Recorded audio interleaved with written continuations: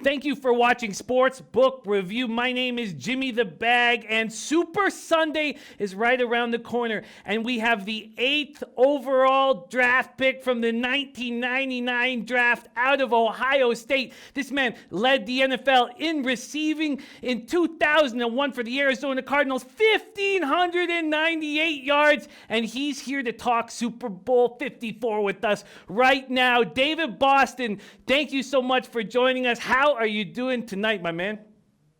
I'm doing great. Thanks for having me on the show. Always enjoy it. We're excited to have you. Let's get right to it. 49ers Chiefs. This is as tightly contested possibly tightly contested game. We got a 1.5 point spread. I'm hearing so many guys believing in Mahomes and the Chiefs. I'm hearing so many guys believing in the Niners defense and Jimmy G and that running attack. Let's start with the main question. Who holds the Vince Lombardi trophy up in the air Sunday night in Miami? Woo! I am, just to be straight up honest, I mean, I really feel like the 49ers will be the team that's going to win the Super Bowl. Although Mahomes is my favorite player to watch throughout the season. He's my favorite guy. I mean, I personally took a trip to Detroit on the road in Detroit where they came back late to win a close game. I also went there last weekend, froze my butt off. My toes were freezing cold. My dad was reffing his last game after retiring as 25 years as an NFL ref. So I was in the stands, made a mistake at halftime, tried to go to the bathroom and give me a drink, and my hands and toes were just ruined for the rest of the game. So, but Mahomes is my favorite guy. I hope he wins, but I don't see any way the 49ers lose this game. That's my thoughts. And yes, I read about your father. What a great career he's had. Must be very proud of him as he is proud of you. Let's talk about why or how the 49ers defense can slow down Mahomes. Is it by only rushing for sort of the Spagnuolo idea from the 2008 Super Bowl to slow down Brady and Moss? How do the 49ers slow down Mahomes? Well, I mean, the 49ers, I mean, their front four is strong. I mean, they're all first-round picks. The two guys from Oregon, first-rounders. They brought D Ford over, and they have obviously Bosa, another first-rounder. They have a tremendous pass rush, and I think they're going to try to utilize that. Although Mahomes hasn't been sacked a whole lot this season, they got Richard Sherman back there in the secondary. I think they can hold their own, but I do feel like Mahomes they're gonna score their points.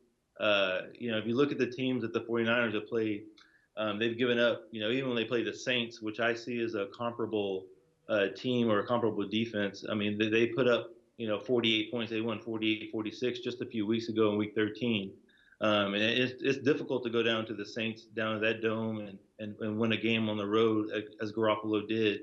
But if you look at the players and the defense and how they match up, if they can go down there and score that many points on them, I feel like they should be okay against the Chief defense that, although they played better as of late, I think they'll be okay at the end of the day. So Tyreek Hill is uncoverable.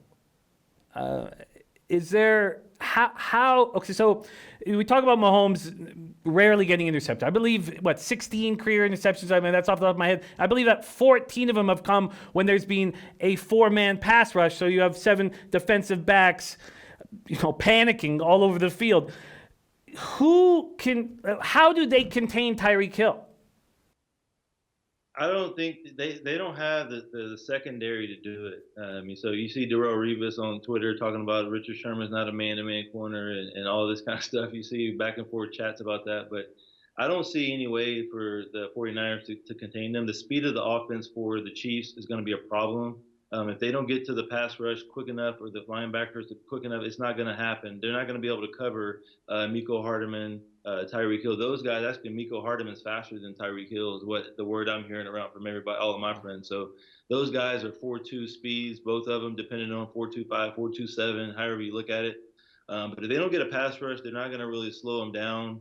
But so, like, if the Saints can put up 46 on them, comparable offense, I mean, you can almost expect them to put up at least 28 to 30, at least on the 49ers. So I don't think you're going to stop them. I don't know if the Chiefs defense can really stop this kind of offense from the 49ers, who also put up, 48 points on the Saints. And then, they scored multiple 25 and 30-point games the last 2 or 3 times they played. So the Chiefs don't have a defense with Spagnuolo that really presents any kind of problems. I don't think they have enough corners to stop even basic guys like Emmanuel Sanders, who is $11 million a year guy. If you look at his contract, he's $11 million per year. He's been to multiple Pro Bowls. He's a guy that's won a Super Bowl.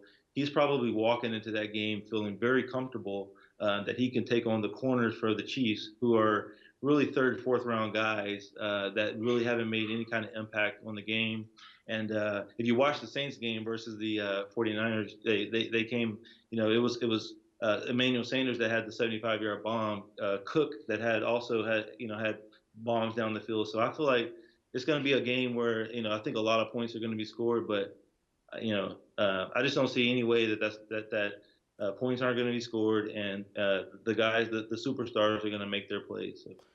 Well, that leads us to a couple questions. First off, this total opened up at Pinnacle 52. It's gone up to 54.5, and it's an extremely high total, but points, as you say, are going to be scored. Would you think of going over that total? Do you think there'll be more than 54.5 points scored in Super Bowl 54? I think, I think if one's kind of watched the year unfold, every time the Chiefs play, look at the Texans. They put a 31 both times.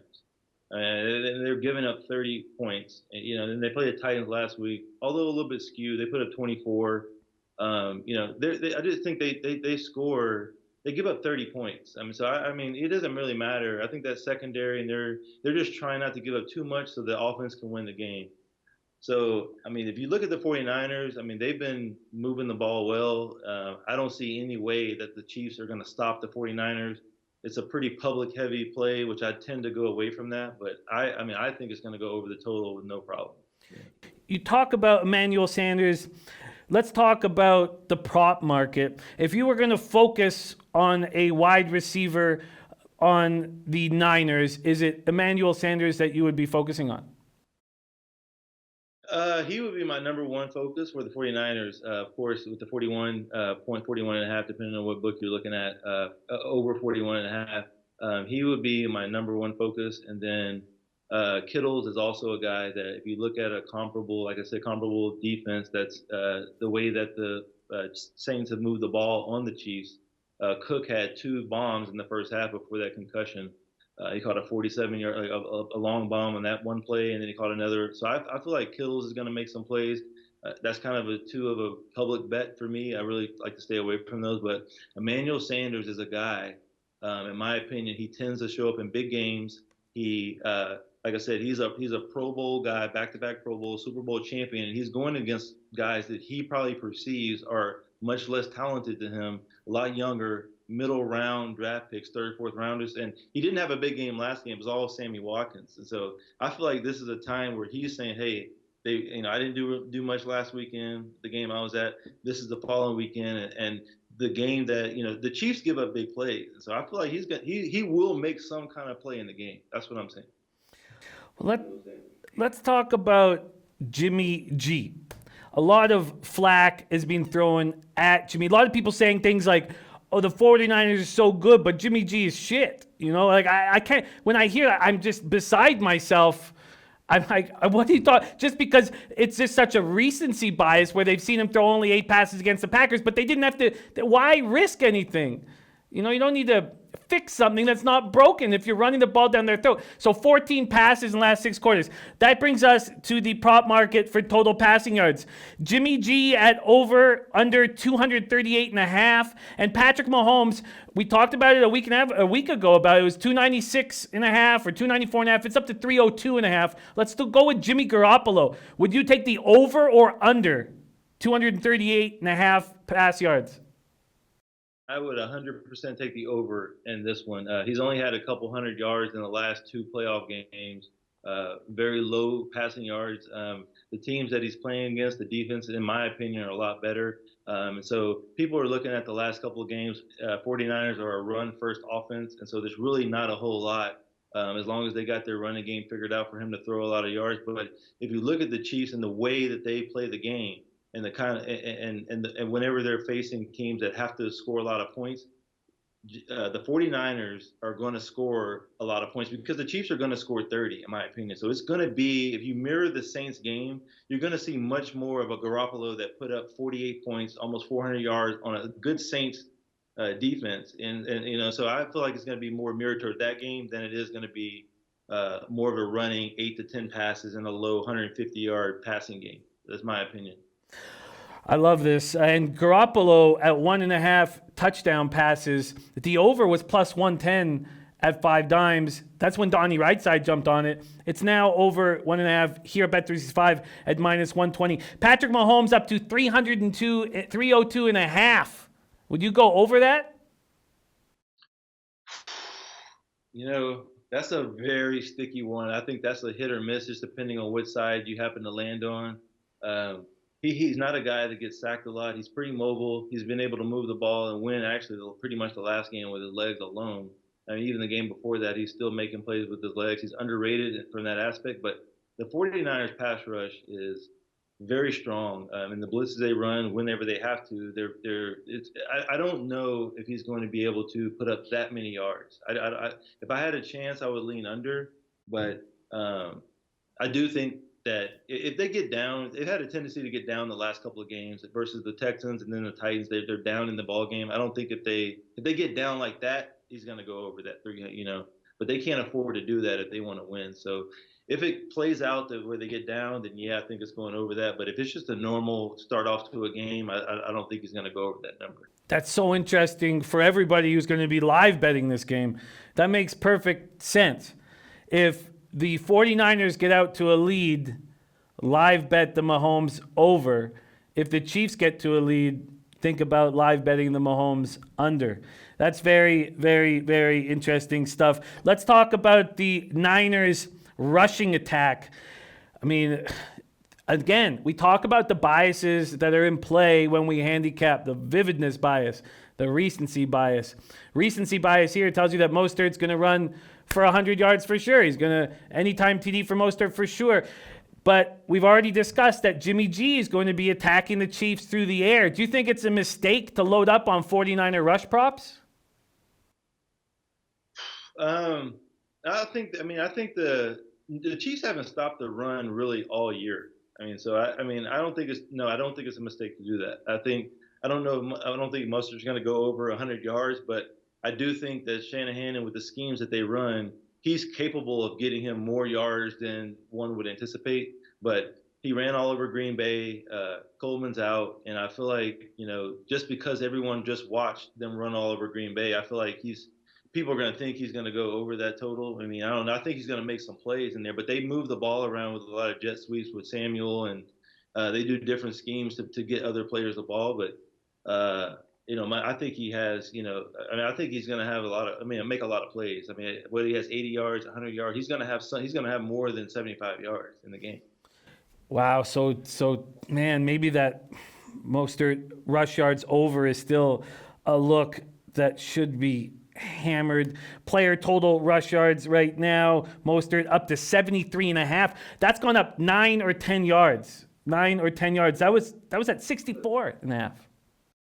Oh, really? Okay. Yeah, I think the public is probably thinking the over, and it always makes me nervous whenever I see that, everyone's, the public betting one thing, but I always got to understand sometimes that the public wins. I just tend to, Vegas really always, I always get nervous, and whenever I see 80% of the tickets on one side, I usually like to kind of veer toward that side. But I don't think the Chiefs, in my opinion, are going to be able to stop the 49ers offense. I think Kittles is going to have a pretty good game. I think the wideouts, they just don't have Spagnuolo.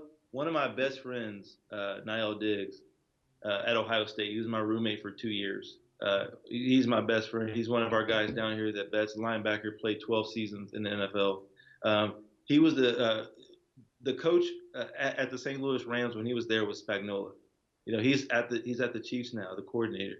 And so the way I feel and the way he always talks, the way he's being told in the meeting rooms and all the details of everything, he's missing one or two corners.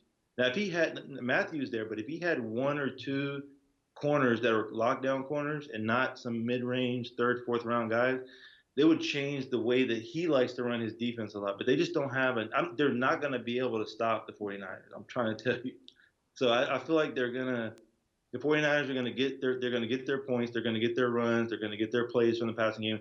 If Patrick Mahomes wins the game, it will be very high scoring. But Spagnuolo is missing from his defense at least one Pro Bowl corner, just one guy. He didn't even have that. But if he had one lockdown guy and maybe just a kind of an average, other second corner, he would be able to do more things with Matthew and bring him down and stop the run and do things they got to do. But they don't have nobody that could cover Pro Bowl. I mean, Emmanuel Sanders is a Pro Bowl guy on one side. Samuel's on the other side. Kittle's is a threat. So trying to bring Matthew down when you don't have really good corners over there, that's a problem. Wow, I'm loving this insight so much. I've got a couple more questions. One, I've made moves on Damien Williams props, and again, maybe my thinking is too simple, but the way I see it, with the 4-man rush, 7 defensive, 7 in the secondary, or 7 defensive backs, that the opportunity to go under the coverage and short passes to Damien Williams is going to be plentiful. And that's where I've made my moves. After this conversation, I think I'm going to do a couple more, make up more. But what do you think about the Damien Williams props that I'm on? I'm on over 3.5 receptions and over 29.5 receiving yards. Over 3.5 reception? Yeah. The game, yeah. Oh, so coming out of the backfield. Yeah, I mean, look at Kamara. I mean, I think that's a play that absolutely. I mean, that's a kind of a sleeper play. Most people would be thinking about it, but coming out of the backfield versus a defense that they're going to run, there's going to be check downs and things that's going to come against that defense. Plenty, because of the way that they run the defense. They don't have, if they had covered corners and somebody then I would say stay away from these kind of check down guys. But Damien Williams, if it's over 3.5, I think he's going to catch. I mean, he's gonna have some catches in that game where he's dumping down that, because of the situation. So I think that's a good play. It's a sleeper play, but it's a good play. I like it. So let's talk about the coaches here. Whom do you trust more here? Do you trust the young Kyle Shanahan, or do you trust the walrus, Andy Reid? Which one of these guys do you have more trust in? I trust. Andy Reid's been there so long, and he's won so many games, never got the big championship. My dad loves him. He leaves him alone on the sideline, so he really likes him, and he's always saying positive. I was with him at the Pro Bowl. He happened to be the first time I was at the Pro Bowl. He happened to be the coach down there, coaching me there, so I got a chance to hang out with him at that point. He's got a tremendous offense, but all the money stacked on the offense, very little money on the defense. Kyle Shanahan, to me, I trust him more in this situation just because the schemes that he runs, the way that he's able to orchestrate a lot of the run plays, and even like Sean McVay, he runs the same kind of style as him. But I don't think that the Chiefs can figure out the way that he's orchestrating his game plan, and I just feel he's going to have the upper hand. And as much as Andy Reid has been so close so many times, I really would like Mahomes, because he's my favorite guy. I would like him to win, and I just think this is going to be too much for both of them to handle in the game. So. Oh, bring me the cash. Bring me the cash, Niners. I'm pumped. I'm in a nice situation. I wish I bet more. I got 8-1 on the Chiefs before the year started, just $100. But I'm going to win a playoff pool for $2,500 if I just pick the winner, and I pick the Niners in that spot. And then I've got another small look on the Niners that I made before the Packers game to win the Super Bowl. Let's talk halftime show. J-Lo and Shakira, every football fan's dream. What do they do? Who decided this? Are you going to be watching the halftime show? I'm going to be watching the halftime show because my daughter is actually going to be in the halftime show with J-Lo. She's a backup dancer down in Dancetown, Miami.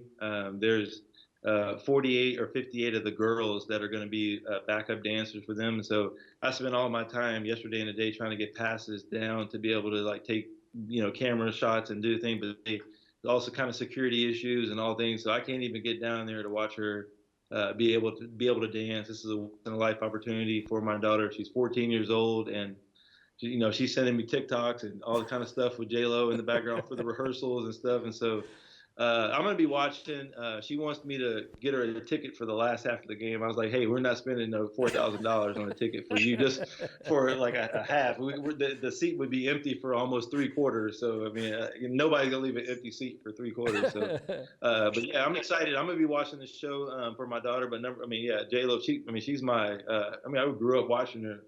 Everybody has a crush on J Lo. Oh man, what a great weekend you have ahead of you with the family and celebrating your dad's retirement. Have a spectacular time at Super Bowl 54 in Miami. What a fun spot. You get your daughter in the halftime show, your dad celebrating retirement. What a treat to be with your family. Thank you so much for joining us here at Sportsbook Review. David Boston to break down the Super Bowl. This is sweet for us. Thank you so much for joining us, David. Hey, thanks for having me, Jimmy, man. We appreciate your show. I mean, you do a whole lot for our group down here. I know you do a lot for everybody around the country that's watching, chiming into your chat every day. I mean, even if you pick up 1 or 2 cues from here and there, you got a lot of great cappers in there. You do a great job running your show. So I appreciate everything you do for all the cappers out there. And if you move somewhere or however you want to orchestrate what you're doing, I definitely and my crew will be following you wherever you go. So, man, that sounds real good, D-Boss. That sounds really good. There you have it. What a great breakdown. I'm going to watch this again. You've got me, my palms sweating over a Jimmy G prop over passing yards. I think it's time to pull the trigger there.